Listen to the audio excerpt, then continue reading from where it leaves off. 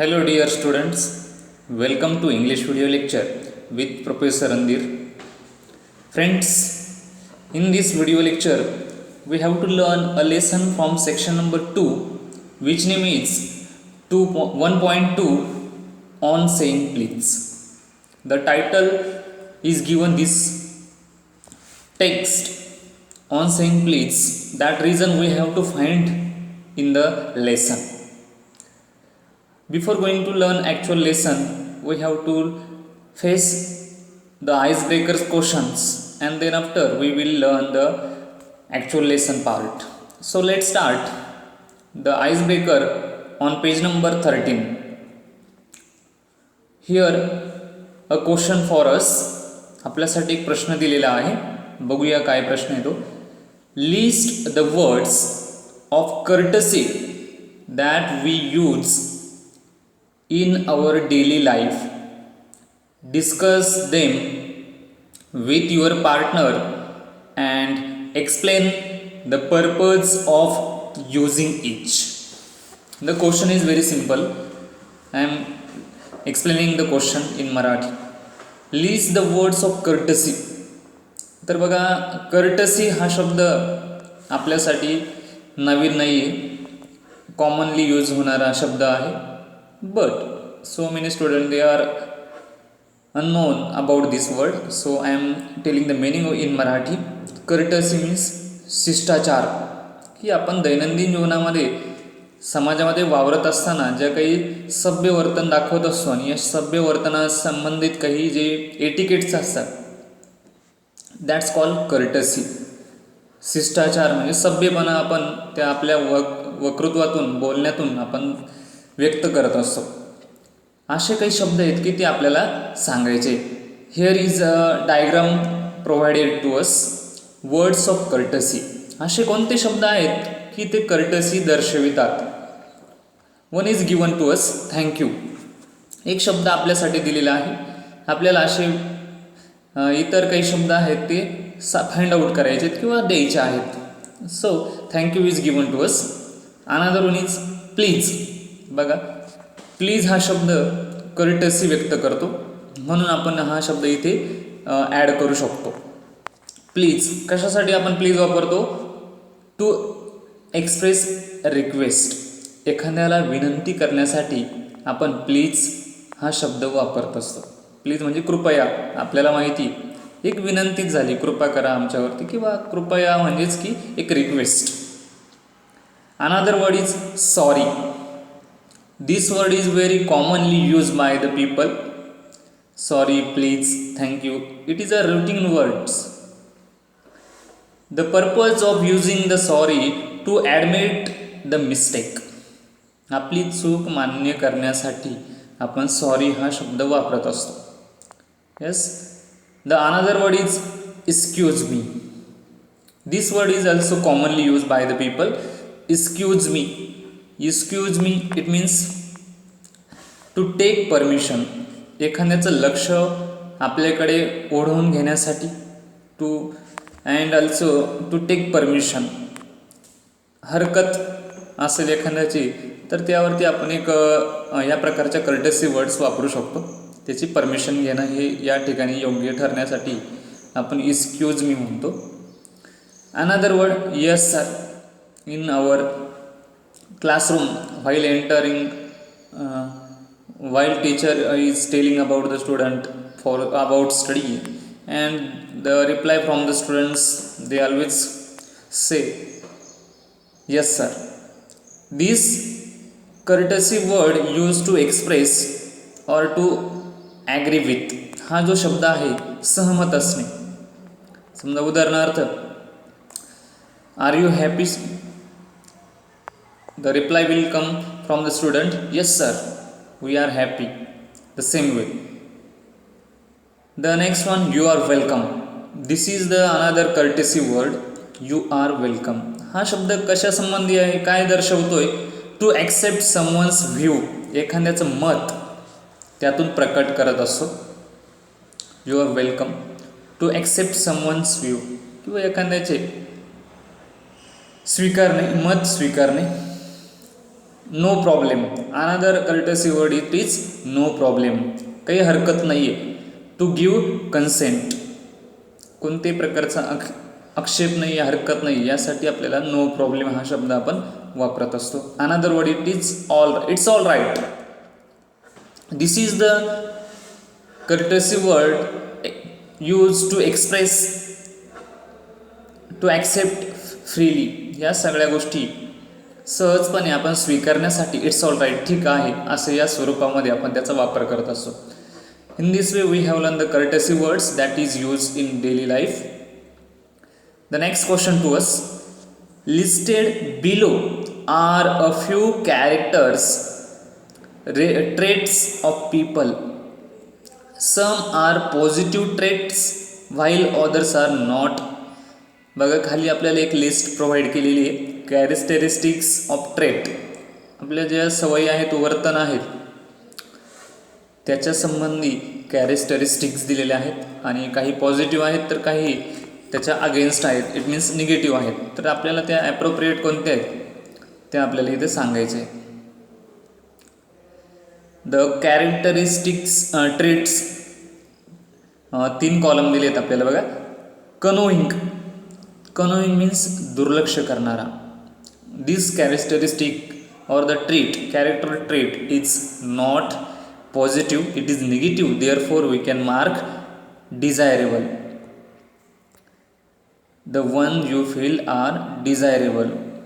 का डिझायरेबल आपल्याला इथे दिले, क्वेश्चनमध्येच दिले. जर ती योग्य असेल तर टिक करायचं, त्यांना नॉट म्हणायचे. ओके, नॉट डिझायरेबल और व्हॉट एव्हर द टिक.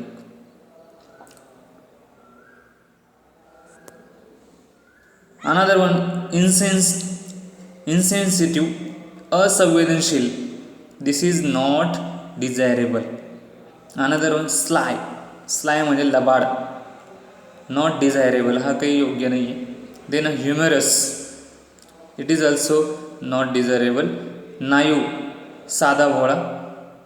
बेनिव्हेल्ट, परोपकारी. This is also not desirable. Aggressive, not desirable. Scheming, कारस्थानी, काहीतरी कारस्थानं करत असतो, कट कारस्थानं, that's called scheming, not desirable. Wise, शहाणा. Yes, exactly, it is right, tick mark is required here. Wise means शहाणा, सभ्य. इगोस्टिक, अहंकारी, नॉट डिझायरेबल. मॅनिप्युलेटिव्ह, कुशल, नॉट डिझायरेबल. रूड, असभ्य, it is not desirable. Manipulative, not desirable. Next column boastful, बडाईखोर, not desirable. काही लोक खूप बडाई मारत असतात, त्यांना बूस्टफुल पर्सन म्हटलं जातं. नेक्स्ट वन हंबल, नम्र असलेला. It is right tick mark require here and it is good treat. Survival, गुलाम, नॉट डिझायरेबल. टेरिटेरियल, प्रांतवादी, नॉट डिझायरेबल. पॅट्रॉनिझिंग, आश्रयदाता, it is right tick mark is required there. Generous, उदार, right tick mark is required here. These are the character traits of people. स्वभाव, गुणधर्म या ठिकाणी आपल्याला लोकांचे सांगितलेले, आणि ते योग्य आहेत की अयोग्य याच्यासाठी आपल्याला इथे निवड करायची होती. ओव्हरऑल तुम्हाला या गोष्टी समजल्या असणार आहेत. बघूया पुढचा प्रश्न. Etiquette and manners are very important for a person to live in the society. Obviously etiquettes म्हणजे शिष्टाचार, नीतिनियम, आणि मॅनर्स, सभ्यपणा, ह्या सगळ्या गोष्टी जीवनामध्ये फार गरजेच्या आहेत. जीवन जगत असताना आपल्याला ह्या गोष्टींचं पालन करणं आवश्यक असतं. Read the following and put them in proper columns. बघा, ॲप्रोप्रिएट कोणते आहेत आणि इनॲप्रोप्रिएट कोणते आहेत हे आपल्याला खालील दिलेल्या कॉलममध्ये लिहायचे आहेत. 6 आपल्याला दिलेल्या आहेत त्या. To receive phone calls while you are in a lecture or class. This is inappropriate manner or etiquettes. Class चालू असताना तुम्ही फोन रिसीव केला, ही गोष्ट काही एटिकेट्सला धरून नाही किंवा मॅनर्सला धरून नसल्या कारणामुळे ती कशामध्ये येणार आहे, इनॲप्रोप्रिएटच्या कॉलममध्ये येणार आहे.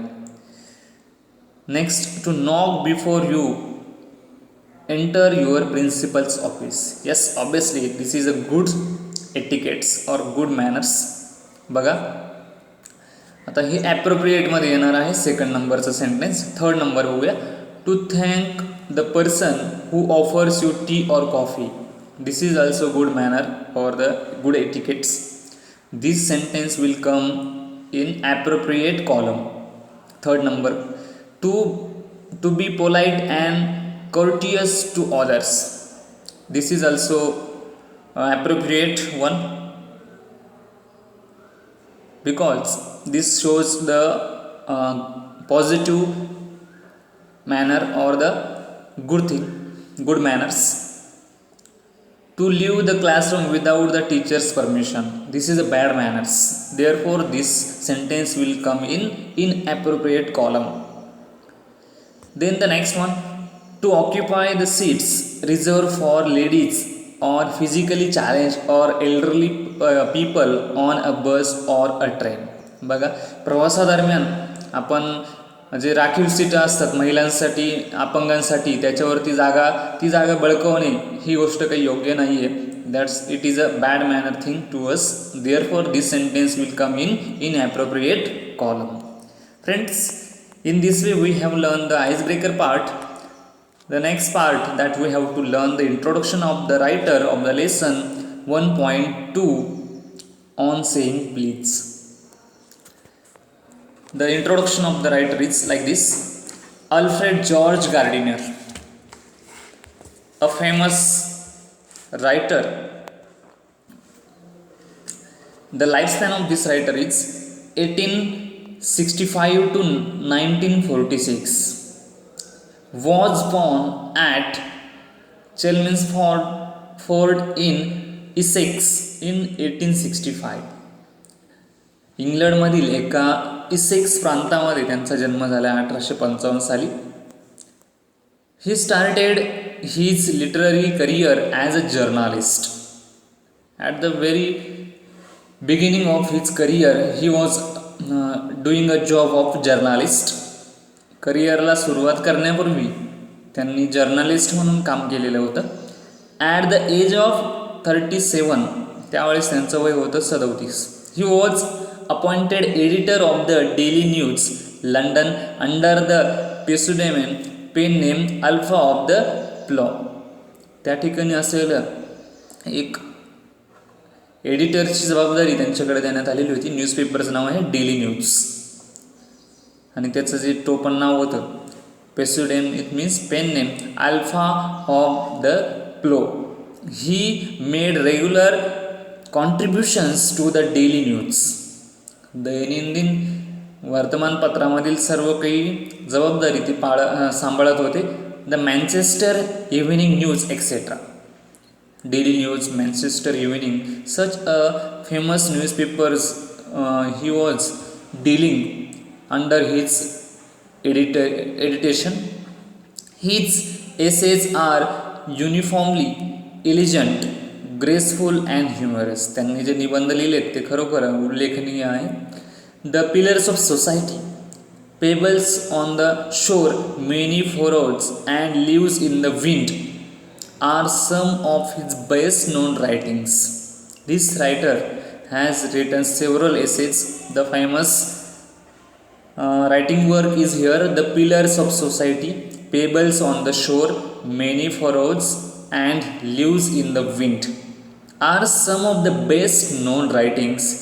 His uniqueness lies in his ability to teach the basic truth of life in a easy and amusing manner. जीवनातील जे काही विविधता आहे, त्यांची जी विविधता आहे, रायटिंग शैली जी आहे, रायटिंग स्टाईल, ती खरोखर उल्लेखनीय आहे. की सामान्य जीवनातील जे प्रश्न आहे, सामान्य जीवनातलं जे वर्तन आहे, त्याच्यावरती त्यांनी प्रकाश टाकण्याचा प्रयत्न केला आहे आणि त्यामध्ये ते सक्सेस पण झाले. He raise the questions of morality in everyday life. आपल्या जीवनामधले जे काही मॉरॅलिटी आहे, शिष्टाचार आहे, मॉरल्स त्याच्यावरती त्यांनी भर दिलेला आहे. In On saying please he points out the value of good manners in social life and emphasise the importance of courtesy and politeness in daily behaviour.